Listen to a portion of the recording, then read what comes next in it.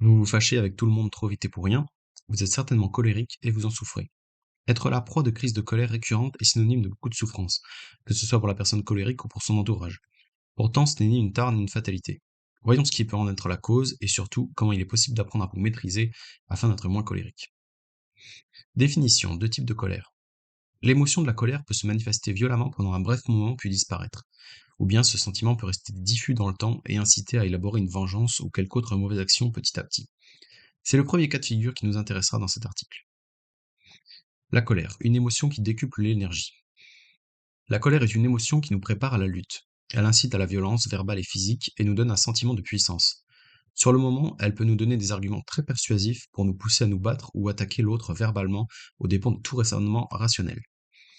Elle modifie aussi notre physiologie, toujours dans le but de nous préparer à l'action. Accélération du rythme cardiaque, tension des muscles, pics hormonaux, etc. Voyons maintenant quelles sont les conséquences de ces changements brutaux sur la vie quotidienne.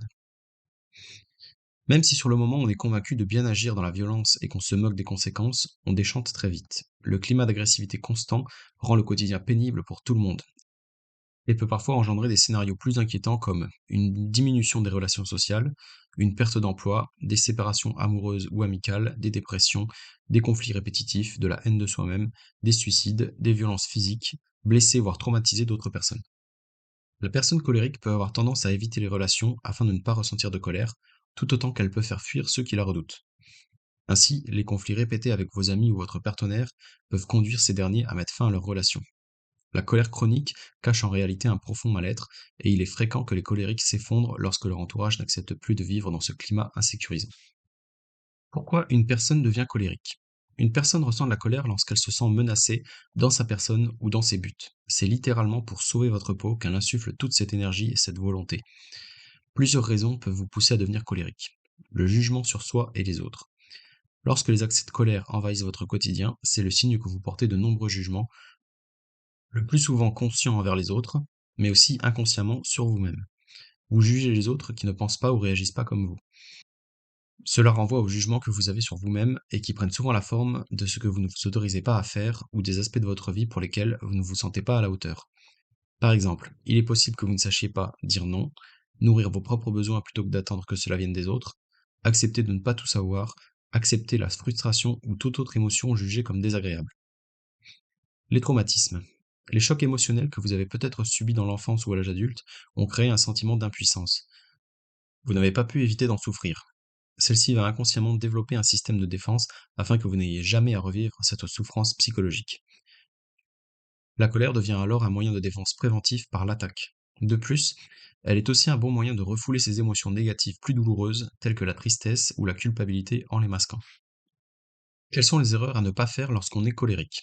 Laisser libre cours à sa colère sur l'entourage. S'il est juste et sain de reconnaître et d'accepter sa colère, cela ne signifie pas que vous puissiez exprimer vos pulsions sans les maîtriser.